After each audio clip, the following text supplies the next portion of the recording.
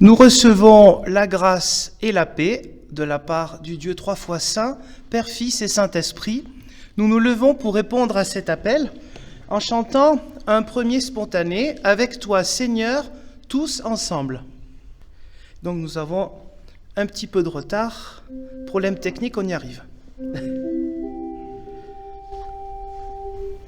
Avec toi, Seigneur, tous ensemble, nous voici joyeux et sûrs de ton amour. Tu nous as rassemblés dans la joie de ta présence, et c'est toi qui nous unis.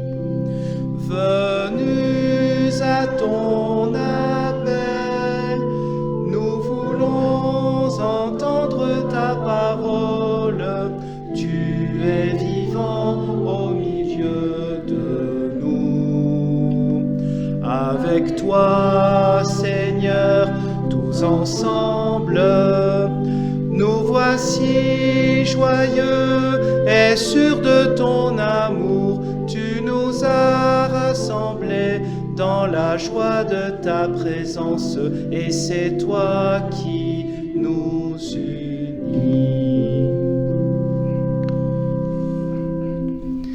Bienvenue à vous tous pour ce temps du culte, le temps de la pause, pour être requinqués dans notre foi, notre enthousiasme, être dans l'intériorité et remettre notre vie dans les mains du Seigneur, écouter sa parole, un moment aussi de communion avec d'autres qui ne sont pas présents physiquement dans ce temple, mais qui sont en ce moment en direct ou qui regarderont plus tard sur Internet la vidéo de ce culte qui,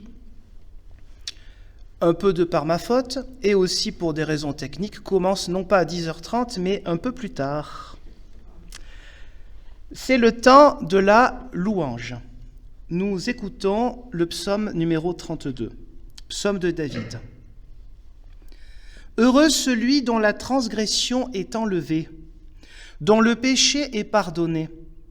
Heureux l'homme à qui l'Éternel ne tient plus compte de sa faute, et dans l'esprit duquel il n'y a point de fraude. Tant que je me suis tu, mes os se consumaient. Je gémissais toute la journée, car nuit et jour ta main pesait sur moi. Ma vigueur n'était plus que sécheresse comme celle de l'été.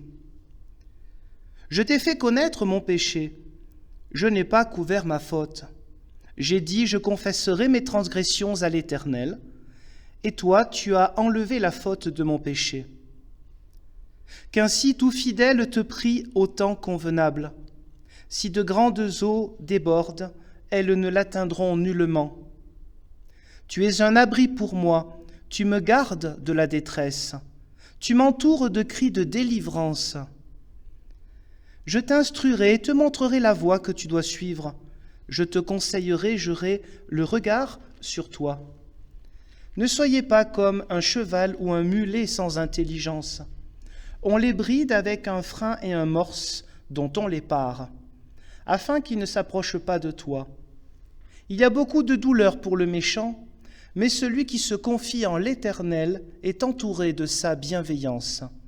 Juste, réjouissez-vous en l'Éternel et soyez dans l'allégresse. Poussez des cris de joie, vous tous qui êtes droits de cœur. Amen. Je vous propose de poursuivre ensemble notre louange avec les 2 premières strophes seulement, et ça fonctionne. Merci Patrice. Ça fait bizarre, mais ça fonctionne. Les 2 premières strophes du psaume numéro 92, « Oh, que ces choses belles !»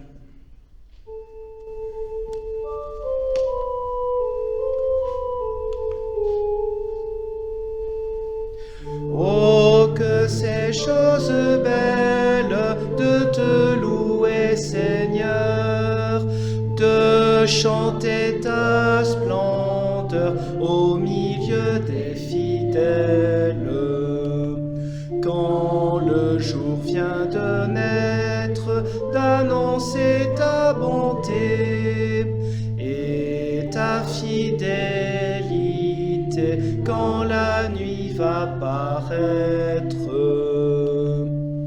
Tes œuvres surprenantes ont réjoui mon cœur, et je dirai, Seigneur, leur sagesse étonnante. Tes pensées sont profondes, plus il les étudie, plus l'homme est interdit. Ta main garde le monde. Nous pouvons rester debout pour le temps de la loi ou volonté de Dieu en écoutant une partie du verset 7 du livre de l'Ecclésiaste au chapitre 3. Il y a un temps pour se taire et un temps pour parler. Petit extrait de ce long passage que nous connaissons bien sur la description des moments parfois très contradictoires qui peuvent se suivre dans la vie de chaque être humain. Que ce petit passage soit pour nous une exhortation, pour nous poser la question sur ce temps nécessaire parfois pour parler et d'autres où il est préférable de se taire. Dans cette méditation, nous pouvons chanter notre spontané suivant.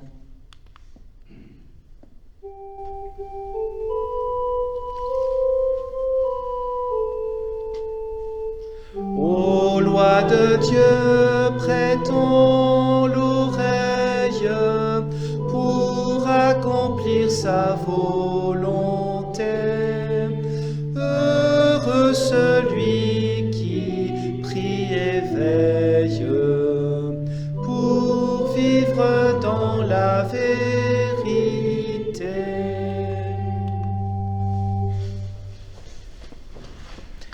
Prenons le temps de la prière de repentance.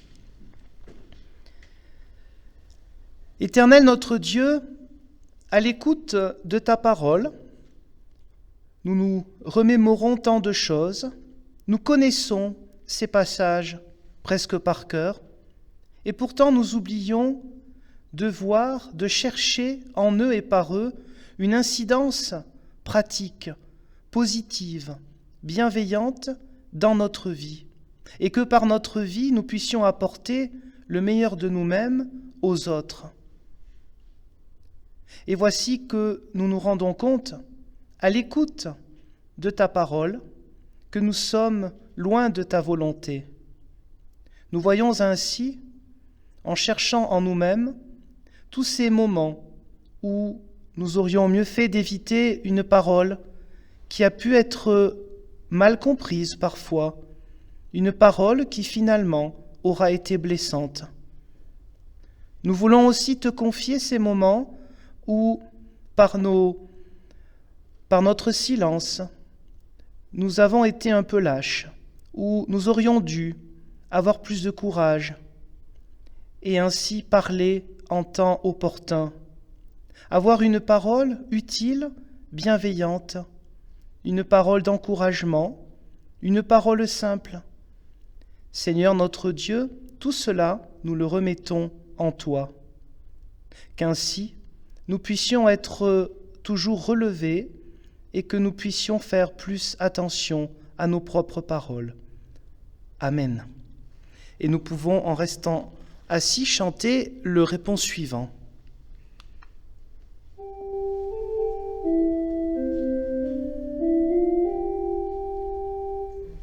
Viens, je te prie, change mon cœur, guide ma vie loin de l'erreur. Mon seul désir est de choisir la bonne part sous ton regard. Que mon offense ne lasse plus ta patience, Seigneur Jésus. Levons-nous pour recevoir une parole de libération. Nous nous souvenons de Jésus le Christ, non pas parce qu'il a vécu dans le passé, mais parce qu'il est vivant ici et maintenant. Jésus le Christ qui est allé au-delà des paroles terribles qu'il a reçues lui-même lors de son jugement, entre autres, mais aussi de ses paroles de trahison, par exemple de l'apôtre Pierre. Cela n'a pas empêché de leur pardonner et même de proposer aux apôtres qui avaient d'une manière ou d'une autre trahi sa volonté et sa propre parole, de continuer leur mission. Et même il leur a fait confiance, encore plus que cela, il les a envoyés. Nous aussi, nous sommes envoyés, et cela n'a rien à voir avec nos propres qualités, notre force morale ou que sais-je encore. Ce qui est passé ne compte pas, c'est ici et maintenant que Jésus le Christ, le vivant, le ressuscité, nous donne une vie nouvelle, nous donne le pardon. Amen. Alors nous allons chanter notre reconnaissance.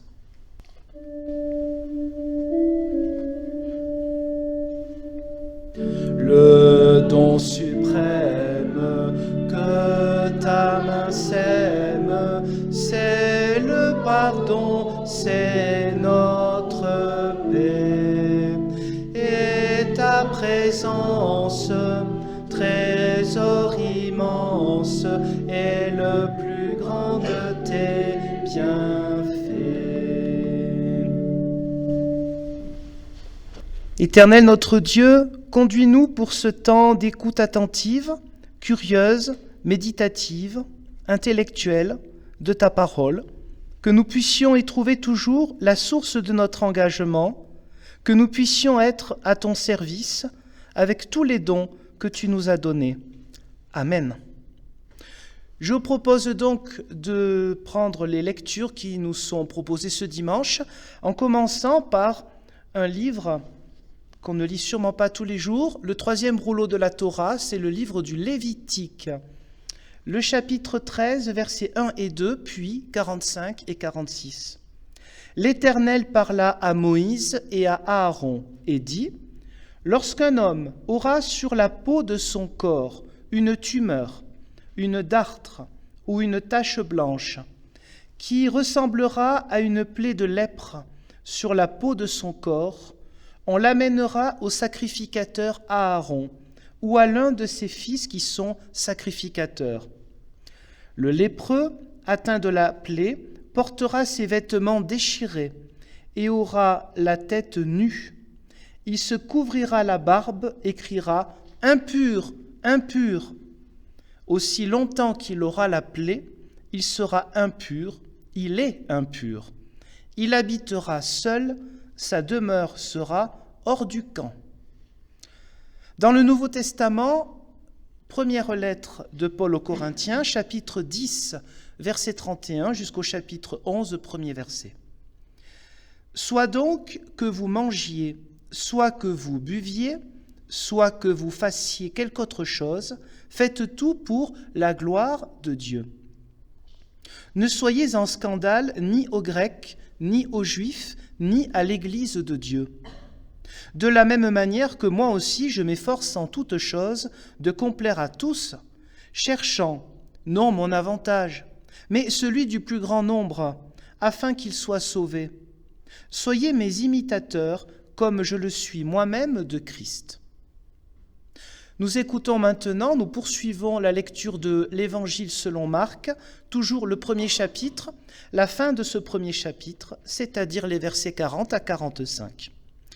Un lépreux vint à lui, et, se jetant à genoux, il lui dit d'un ton suppliant : « Si tu le veux, tu peux me rendre pur. » Jésus, ému de compassion, étendit la main, le toucha et dit : « Je le veux, sois pur. » Aussitôt, la lèpre le quitta et il fut purifié.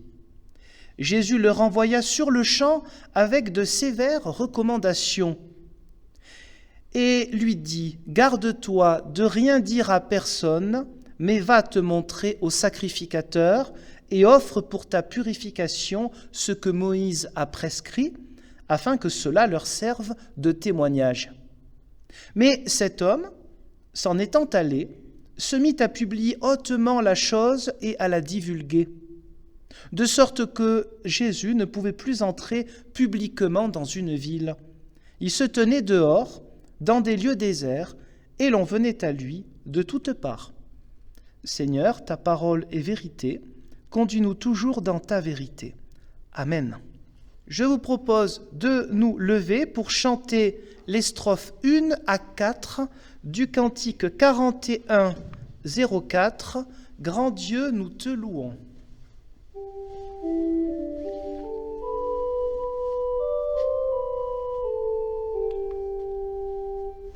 Grand Dieu, nous te louons, nous t'adorons, Seigneur, et nous voulons chanter un hymne à ton honneur.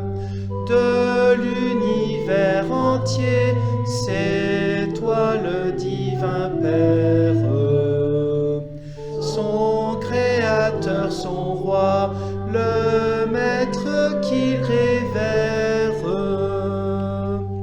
en proclamant au loin ta force et ta bonté, ta sagesse infinie et ta fidélité. Les saints et les martyrs, apôtres et prophètes, tous de ta volonté se font les interprètes. L'Église qui combat, répandue en tout lieu, et celle qui déjà triomphe dans les cieux. Vers toi, Père éternel, vers Jésus ton image, d'un cœur et d'une voix font monter leur hommage. Ô Dieu de l'univers, ô Maître souverain, ton règne est infini, ton nom est 3 fois saint. Ta gloire et ta grandeur éclatent dans le monde. Tout marque ton pouvoir, les cieux, la terre et l'onde. Frères et sœurs en Jésus-Christ, ou frères et sœurs en humanité aussi, qui peut-être nous regarder, avec le Christ, abolir les frontières séparatrices. On va reprendre bien sûr de nos passages bibliques, évidemment, sur la question de la lèpre ou de ce qui peut y être assimilé, de la libération que le Christ donne. Des frontières séparatrices, bien sûr, à cause de cette maladie. En deuxième point, ça reprendra plutôt de Corinthiens, bien sûr, la question des habitudes alimentaires qui peut être une occasion de séparation entre les gens, hier comme aujourd'hui, et bien sûr, un regard et une réalité de séparation, changer notre regard pour nous aujourd'hui. Alors nous avons entendu des textes qui, sans doute, nous ont choqués, notamment le premier, c'est-à-dire donc ce livre du Lévitique. N'oublions jamais le contexte. Nous sommes dans un contexte où les connaissances scientifiques ne sont pas celles d'aujourd'hui, premièrement. Donc quand on parle de quelque chose qui ressemble à la lèpre, dans le premier extrait, c'est-à-dire dans le Lévitique, comprenons en fait toutes sortes de maladies qui peuvent être liées à la peau. D'ailleurs, ça commençait avec le verset 1 et 2 sur les questions de peau, de problèmes de peau. Il semblerait, d'après les recherches, qu'effectivement, au Moyen-Orient et à ces époques-là, on a des traces, des écrits qui nous évoquent une grande quantité de gens, que ce soit le peuple hébreu ou les autres peuples, qui souffraient de maladies de peau, et sans doute aujourd'hui on dirait des maladies diverses et variées, et bien sûr pas que la lèpre. Mais voilà, nous nous plaçons dans un contexte avec quasiment pas ou très peu de connaissances scientifiques pour pouvoir guérir, pour le premier texte du Lévitique. et aussi le deuxième, pour ce qui est du Nouveau Testament. Il y a la question de la pureté et de l'impureté. Vous savez, c'est un thème, je dirais presque majeur, de l'Ancien Testament.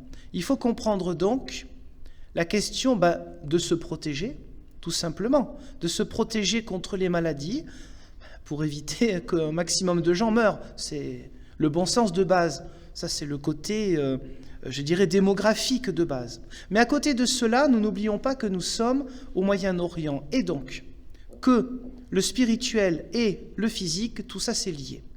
Donc, l'idée d'aller voir un sacrificateur, dire c'est pas un médecin, le sacrificateur.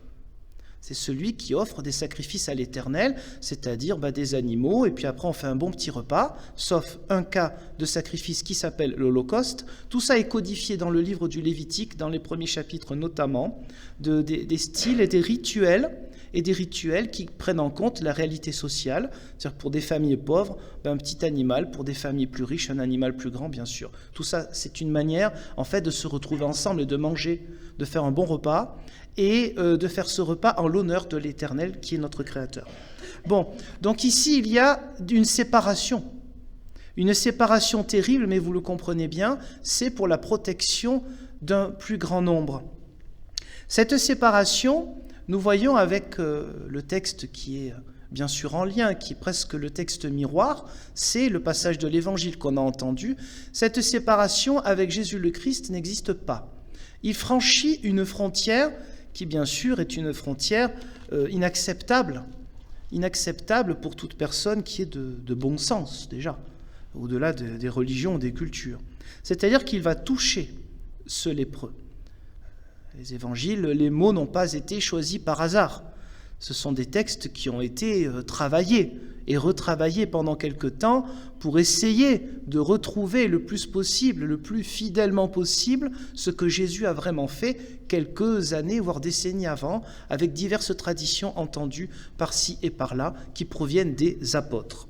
D'où la crédibilité des textes du Nouveau Testament et la non-fiabilité des textes qu'on appelle apocryphes, qui n'y s'y trouvent pas. Donc, le corps peut être une occasion de séparation terrible, et la peau est un peu, si vous me permettez cette expression, comme une frontière. La peau est un peu comme la frontière de notre corps. Et voici que Jésus le Christ dépasse cette frontière et qu'il va toucher ce lépreux. Alors encore une fois, bien sûr, on peut prendre les choses au premier degré. Ce n'est pas forcément une interprétation folle que de prendre au premier degré qu'il s'agit d'une guérison physique. Pourquoi pas ? Une interprétation ne chasse pas une autre interprétation. Il vaut mieux les conjuguer plutôt que justement séparer les unes des autres et dire « celle-là, elle est un peu trop facile, donc on l'évite forcément, cette interprétation ». Non, pourquoi pas l'une et l'autre ?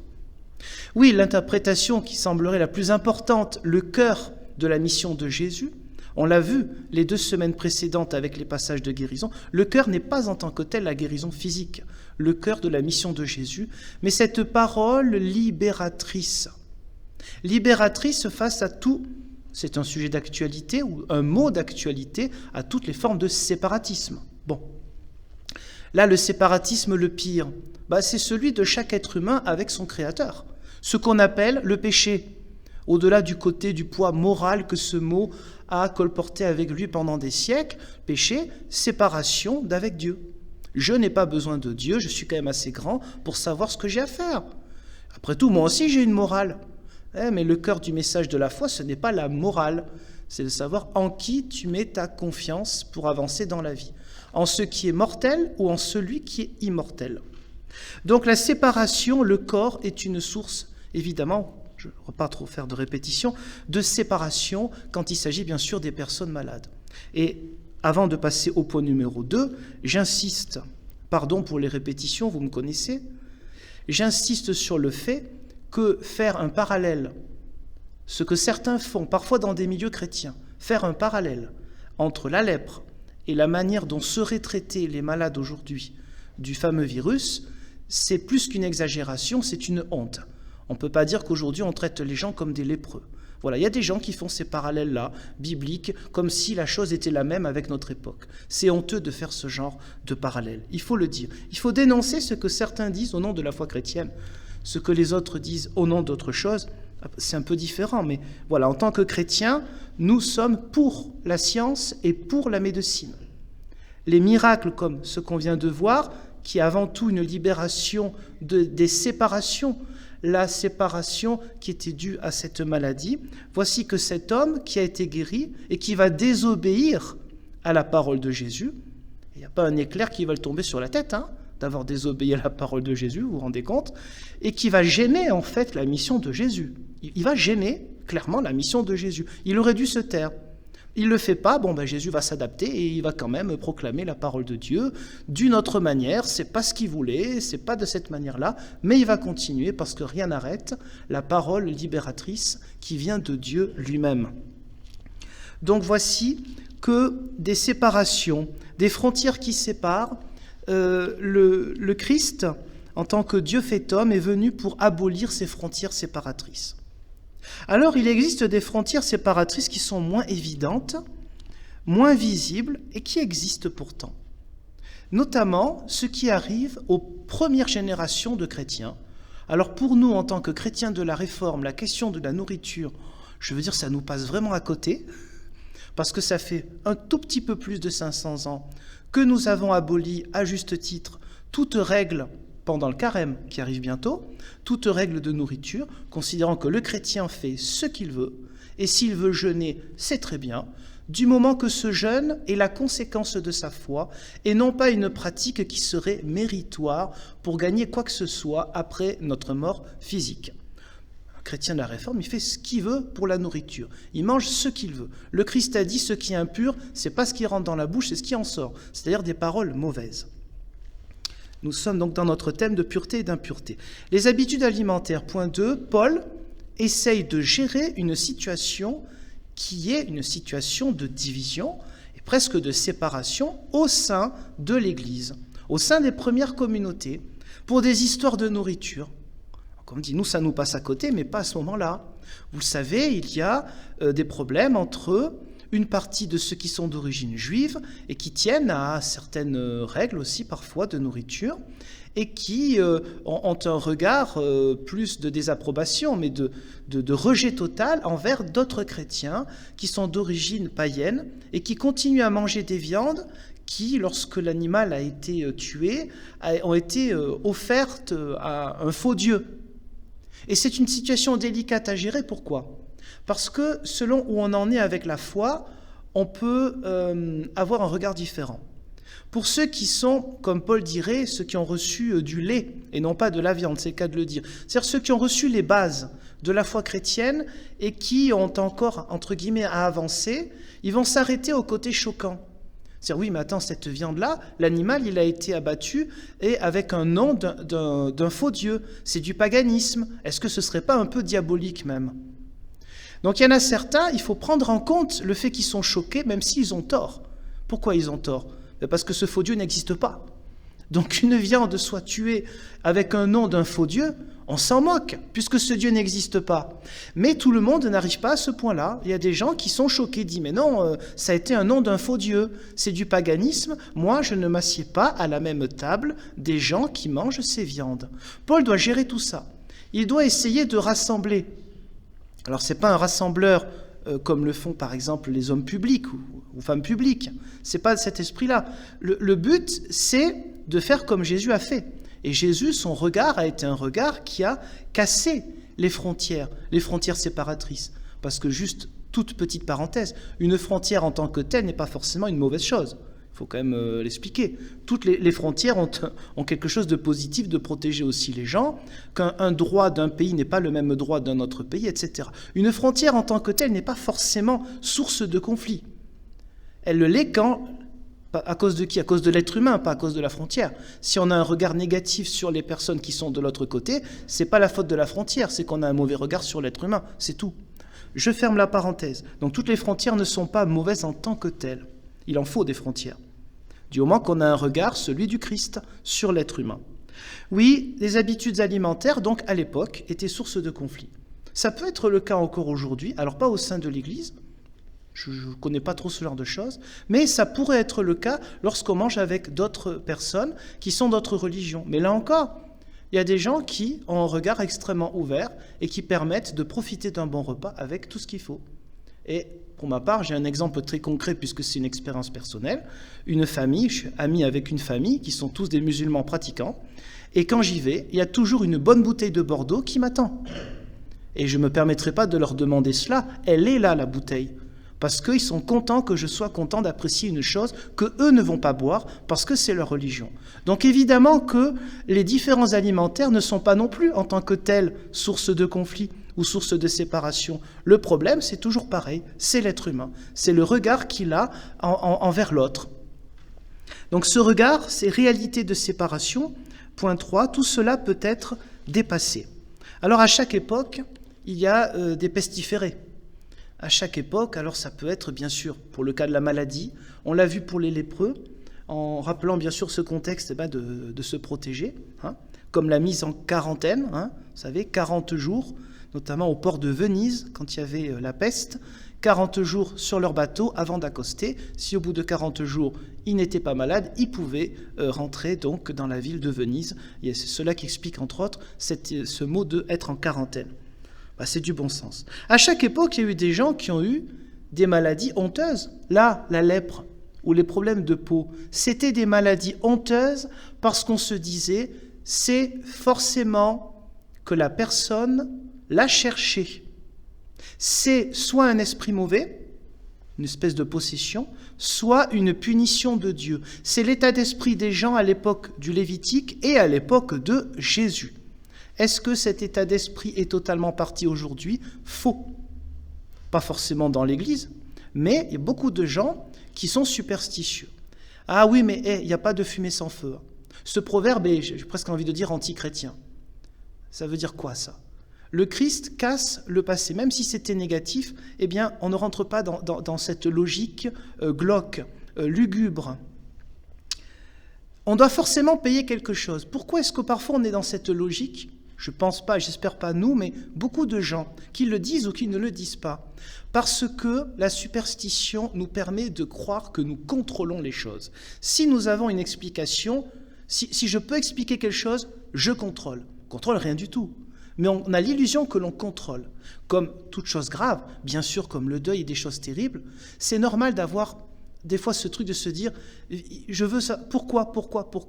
Et même quand on a la vraie raison, on ne va pas forcément l'accepter de toute façon. Et c'est compréhensible.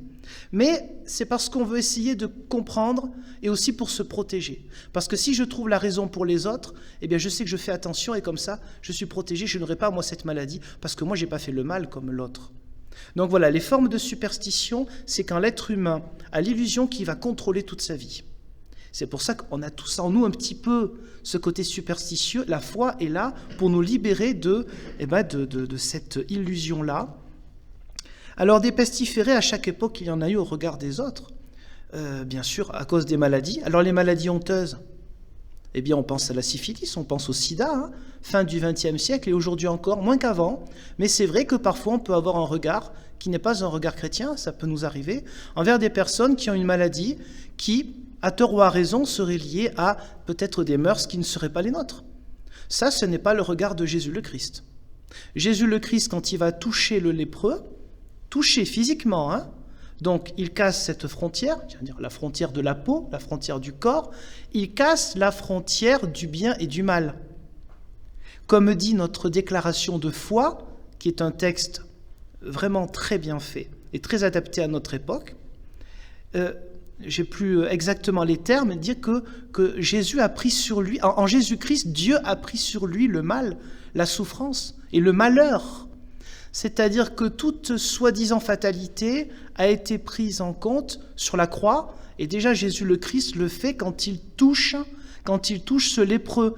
Il ne touche pas simplement quelqu'un qui a une maladie où il faut faire attention, il touche le mal symboliquement. Lui, il n'a pas peur de toucher quelqu'un qui peut-être aurait eu des mœurs très dissolues, une morale inacceptable. Tout cela, c'est ce que Jésus fait quand il touche le lépreux. Il dit, voilà, moi je n'ai pas peur du mal. Je n'ai pas peur de ce que les autres ont peur de regarder en face. Eh bien, ce mal, il vient sur moi. J'accepte presque de le prendre sur moi pour apporter, pour apporter la réconciliation entre les êtres humains. Alors oui, à chaque époque, on a nos lépreux, entre guillemets, nos pestiférés, et nous sommes invités à avoir un regard différent. Alors ce n'est pas toujours une maladie, cela peut être une couleur de peau, cela peut être un accent différent, toute chose qui fait qu'il y a des frontières séparatrices. Au lieu de se dire, je vais être intéressé par ceci ou cela, je suis curieux, des choses comme ça. Le mal accepté, avoir un regard, et je vais conclure donc par là, un regard de Jésus le Christ qui soit un regard de dire, mais cette personne, peut-être que si elle a cette maladie ou si elle a cette façon de vivre, c'est à cause de mauvais comportements que moi, je ne fais pas ces mauvais comportements. Mais là, ça y est, on est passé dans le jugement, je suis meilleur que l'autre. C'est tout le problème. Si j'ai le regard de Jésus le Christ, cette personne-là, à la rigueur, je me moque totalement de savoir, c'est encore mieux, je me moque totalement de savoir son passé, cette personne-là est un enfant de Dieu, il est aimé par Jésus le Christ, comme moi, je suis bien content d'être aimé par le Christ et d'être pardonné, plus que content, je suis privilégié, mais ce privilège, c'est pas que je fais partie d'un club et les autres, Dieu n'en voudrait pas. Non, la mission de l'Église, c'est pas de vivre pour elle-même, c'est d'aller vers les autres et de dire cet amour de Dieu, cette réconciliation, ce dépassement des frontières, du bien, du mal, etc. Jésus le prend sur lui, afin que nous ayons un regard différent et que nous puissions être dans la réconciliation. Paul a fait son possible pour essayer que les chrétiens de la première génération, en gros ça a marché d'ailleurs, avec la grâce de Dieu, vivent ensemble et arrêtent de s'embêter, de se diviser pour des histoires de nourriture. Pour nous, c'est pas important. Pour eux, on ne rigolait pas avec ça. Aujourd'hui, il y aurait d'autres choses qui pourraient faire qu'on ne reconnaît pas l'autre, on le voit comme un pestiféré, comme un lépreux, parce que nous avons des pensées différentes. Que chacun puisse développer ses propres pensées, c'est important, en discuter, s'approcher de l'autre et ne pas voir en l'autre ce mal que nous avons bien du mal, à vrai dire, à voir à chacun d'entre nous. Regardons chez l'autre comme chez nous le pardon, la réconciliation, la joie, la possibilité d'aller annoncer de bonnes nouvelles comme le Christ nous l'a fait déjà pour nous-mêmes. Amen.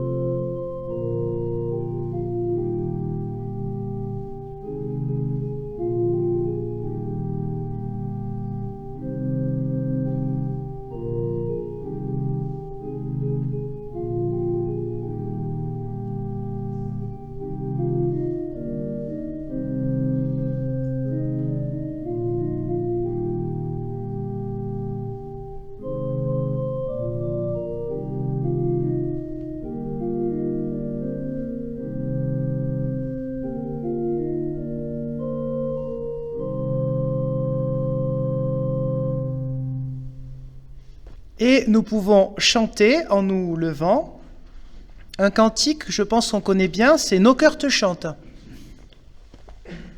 Le 41-05.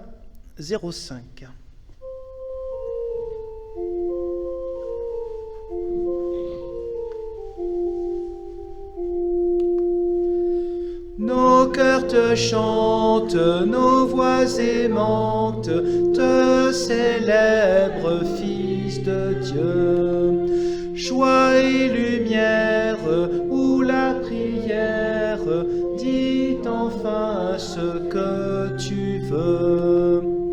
Quand nous oppresse mal ou détresse, ta joie demeure et à toute heure tu tiens nos vies. Alléluia. Nos cœurs désirent ton seul sourire, ton seul visage, ton seul message. Nos cœurs te chantent, Alléluia.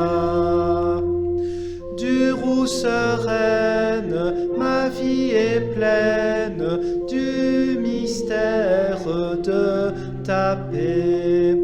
Et reste heureuse et si joyeuse de te louer à jamais. Ta croix domine et illumine toutes mes craintes, toutes mes plaintes.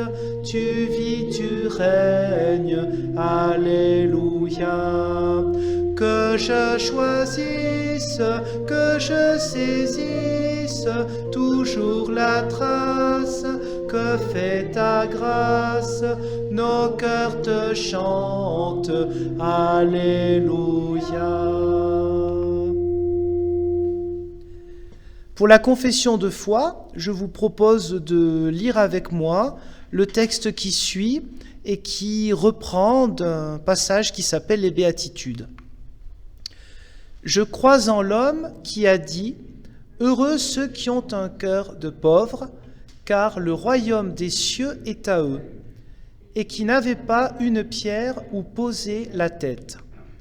Je crois en l'homme qui a dit « Heureux ceux qui pleurent, car eux seront consolés, et qui a pleuré devant la tombe de son ami.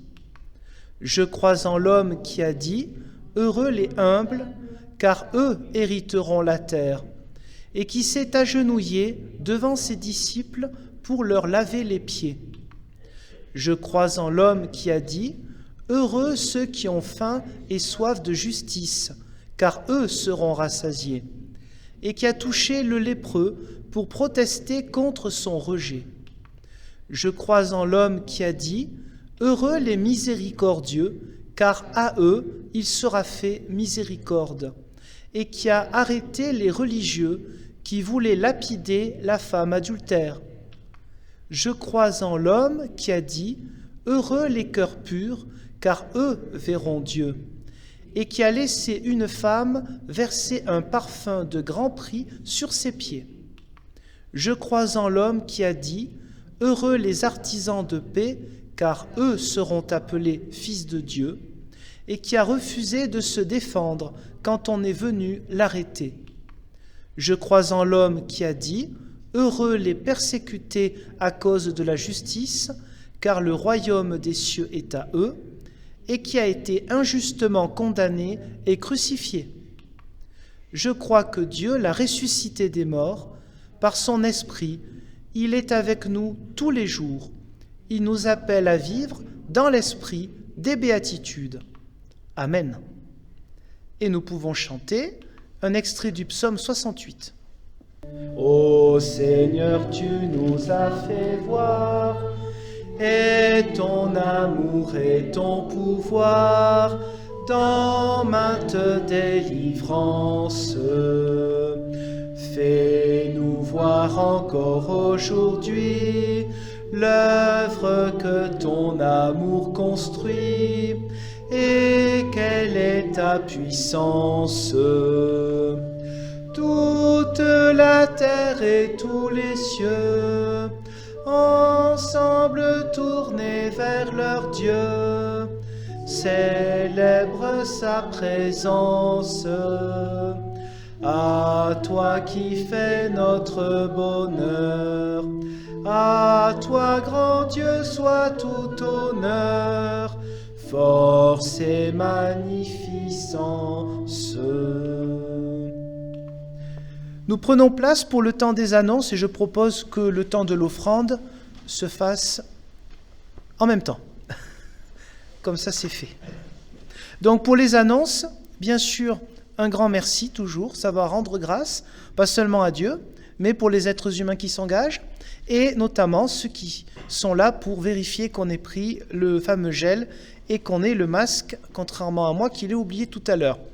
Merci à notre musicienne, Christiane. Ce soir, culte téléphonique à 18h, comme tous les dimanches soirs, ainsi que jeudi prochain, 10h et 18h, et même lorsqu'il n'y aura plus, on ne sait pas quand, cette histoire de virus, cette réalité du virus, pardon, eh bien, ça continuera, parce que c'est important de garder le lien, notamment avec les personnes qui sont souffrantes ou malades, ou qui, pour d'autres raisons, ne peuvent pas trop, ou ne veulent pas, peut-être, sortir de chez elles. C'est un lien. Dimanche prochain, nous aurons le culte toujours à 10h30. J'ai marqué quelque chose en tout petit. Oui, voilà, c'est ça. Ok. Ce sera enregistré en audio. On essaye de faire une fois par mois en direct. La dernière fois, ça n'avait pas fonctionné. Là, je crois que c'est bon. Et sinon, on enregistre donc en fichier audio qui se trouve aussi après sur la même chaîne EPUDF Saint-Agrève sur YouTube. Et la prochaine fois que ce sera en direct, ce sera le dimanche 28 mars. Une fois par mois, le culte en direct. Une fois par mois, un autre dimanche, la Sainte Seine.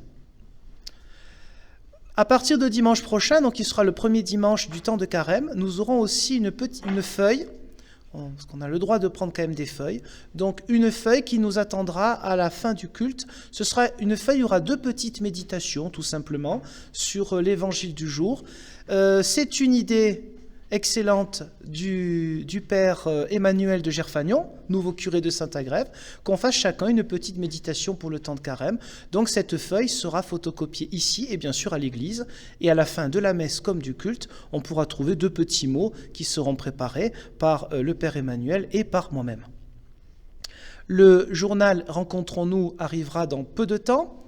Il sera l'occasion de se préparer en lisant tout ce qui est marqué dedans, de se préparer à l'Assemblée générale, aux Assemblées générales d'ailleurs, qui auront lieu le dimanche 7 mars, qui commence toujours par l'Assemblée générale de l'Entraide protestante, et ensuite celle de l'Association cultuelle de notre Église protestante unie de Saint-Agrève. Vous aurez aussi sur l'agenda donc ce qui est noté pour les réunions de quartier, les cultes, etc. Évidemment, avec des choses qui sont très compliquées à gérer, et je vais m'arrêter là, notamment l'étude biblique. Il était prévu à partir de la fin février 4 jeudis d'affilée, bon, c'est à moi de m'en occuper pour ce cycle-là, 4 études bibliques, 4 jeudis d'affilée, à 20h. Bon, il y a un couvre-feu à 18h, sera-t-il terminé? On ne le sait pas, on ne peut rien prévoir. Donc cette étude biblique, pour l'instant, on ne l'aura pas. On n'a pas encore d'idée d'horaire qui conviendrait dans l'après-midi, etc. Et les samedis, bien sûr, sont encore plus chargés qu'avant, puisque beaucoup de choses doivent être faites le samedi matin, des réunions comme il y a eu pour la réunion du Conseil de consistoire le 30 janvier, alors que c'était prévu, bien sûr, un jeudi soir. Voilà. Donc, vous voyez, comme dans toutes les associations et dans toutes les professions, il y a une difficulté de pouvoir tout organiser comme on le penserait, car on ne peut pas voir au-delà de presque de quelques jours. Voilà, nous en sommes là, mais on n'est pas à plaindre. Pensons à ceux qui sont persécutés, qui vivent des choses bien plus graves que les nôtres, et on relativise tout de suite. Prenons maintenant le temps de la prière d'intercession. Éternel, notre Dieu, en te rendant grâce pour ce moment de rencontre, parfois de retrouvailles, ce moment de communion, ce moment où ta parole, d'une certaine manière, peut être proclamée, entendue, discutée. Nous voulons te prier pour nos familiers, ceux qui nous sont chers, de par le sang ou par les sentiments, de toutes nos relations. Nous te prions pour ces personnes que nous pouvons côtoyer dans le monde associatif, dans nos professions. Nous te prions pour ceux avec qui nous avons la joie de partager la bonne nouvelle et ceux qui ne la connaissent pas ou celle-ci ne leur parle pas. Permets, Seigneur, que nous puissions toujours être tes ambassadeurs, pas seulement dans les mots, mais dans nos actions quotidiennes. Que nous puissions avoir ce regard chaque jour régénéré, changé, ce regard qui a été celui de Jésus le Christ, envers ceux qui sont différents et ceux qui porteraient soi-disant malheur. Éternel notre Dieu, nous te prions pour l'unité de l'Église, pour des questions différentes aujourd'hui que celles des premières générations, afin que nous puissions toujours discerner ce qui peut être matière à division séparatrice, et travailler là-dessus avec ta grâce et avec tous les charismes et le travail de la théologie. Éternel notre Dieu, nous te rendons grâce pour toutes les œuvres caritatives qui agissent soit au nom de la bonne nouvelle, soit au nom d'une forme d'humanisme, association confessionnelle ou laïque, ici sur ce plateau et ailleurs, afin que nous puissions, par notre prière et nos actions, soutenir ces œuvres-là, qui sont une manière concrète de vivre la foi, pour ceux qui en sont conscients et ceux qui ne le savent pas.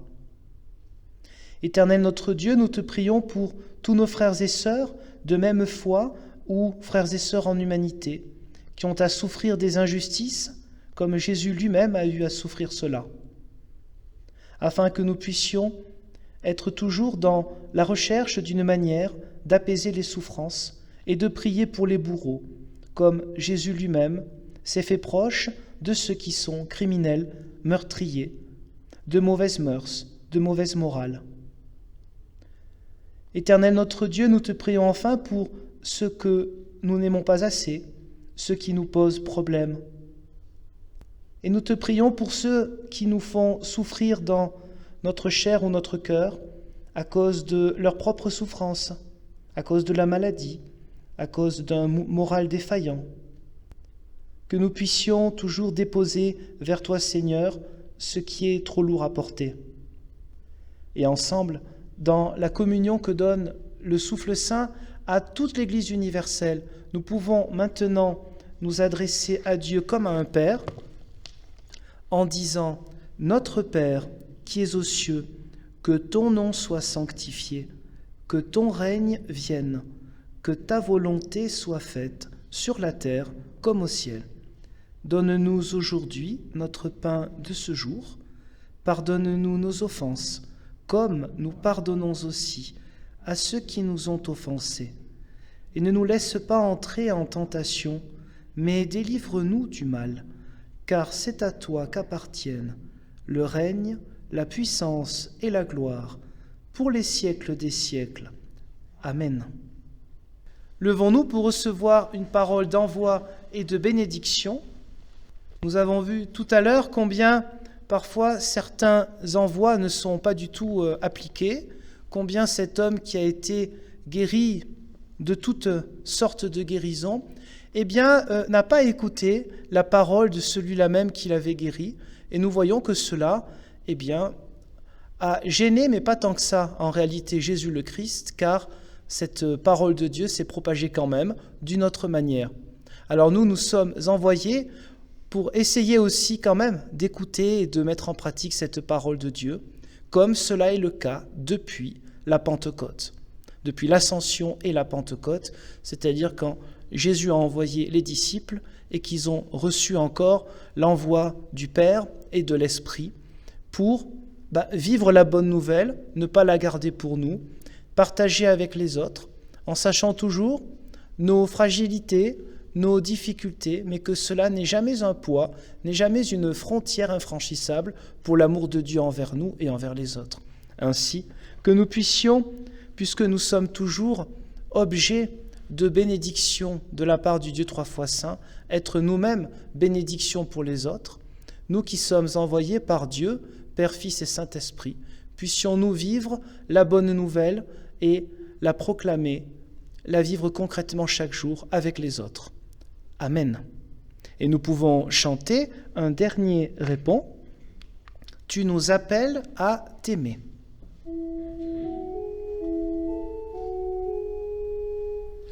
Tu nous appelles à t'aimer en aimant le monde où tu nous envoies.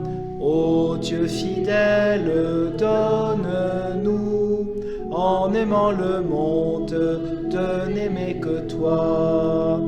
L'Esprit vous conduira sur des routes nouvelles. Allez, ne craignez pas, je demeure avec vous. Tu nous appelles à t'aimer en aimant le monde où tu nous envoies. Ô Dieu fidèle, donne-nous, en aimant le monde, de n'aimer que toi. Je vous souhaite à vous tous un excellent dimanche, ou plutôt sa continuité. Il a bien commencé avec la parole de Dieu, donc il n'y a pas de raison pour la suite. À très bientôt et bon appétit.